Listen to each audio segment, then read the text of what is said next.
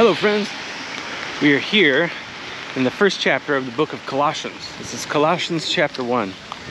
It's a rainy day and I'm on vacation, so different scenery. I'm in Elk Rapids, Michigan right now, but yes, the first chapter of Colossians. What is happening here is Paul is writing to the church in Colossae on behalf of a friend. His name is Epaphras, and he is the pastor of the church there in Colossae. So this is one of the few books that Paul is writing to a church that he did not start. You know, these are not necessarily his direct, lineage as far as, being in the body of Christ. But his friend Epaphras came over to him and told him about how things have been going astray in his church. So Paul is writing this letter to kind of correct them a little bit.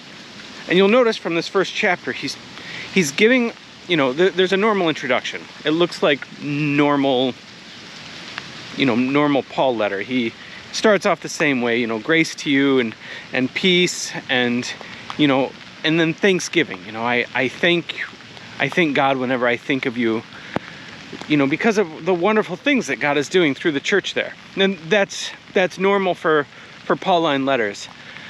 But then he goes into just kind of an explanation of Christian Christology. This understanding of Jesus. And that is where they must have been going astray. They must have been going away from understanding that Jesus is not just one of these other gods. He's, now this is at the time, this is the Roman world, and so they still worship Greek and Roman gods basically everywhere. And back then they were polytheistic. That is to say that they believed there were many gods.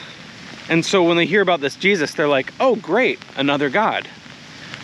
But no, he is saying Jesus is not just another god that you can put up a statue and worship whenever you feel like it. He is the Son of the real God, the only true God, the maker of everything. Now, he's not just the son of him. It says he's the firstborn. And what he's saying here is that he's not the firstborn of creation in the sense that he's the first thing that was created. He is the firstborn of created in the sense that it's his, that he is the heir of all of creation. So he's saying in him everything was created. And not only that, he is the head of the church. So he is the God that created it. And I think what's the most interesting part of this whole passage to me personally is how he says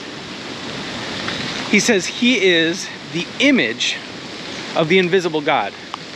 But here he's saying the invisible God, the God of all creations.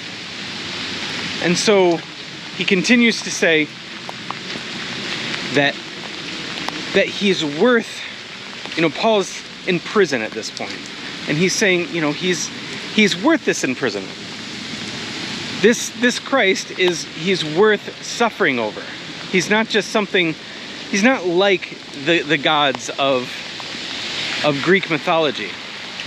He is a god, he is the God, but he's not somebody you can just appease every now and then.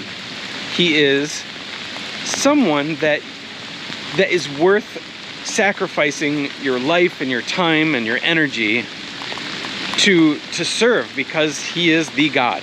So that is Colossians chapter 1. I hope you have a great day. Bye.